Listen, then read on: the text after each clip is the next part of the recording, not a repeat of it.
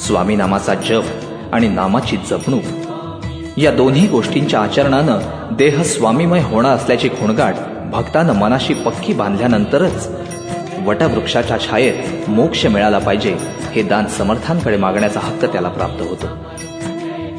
विकारांमुळे मनात उठणाऱ्या वादळाला शांत करण्याचं सामर्थ्य केवळ भगवंताच्या कृपा प्रसादातच आहे. यावर विश्वास असणारा भक्त पाणावलेल्या नेत्रांनी म्हणू लागतो, स्वामी स्वामी जपता मनी मी, देह स्वामीमय व्हावा, वटवृक्षाच्या छायेतच मज ऐसा मोक्ष मिळावा.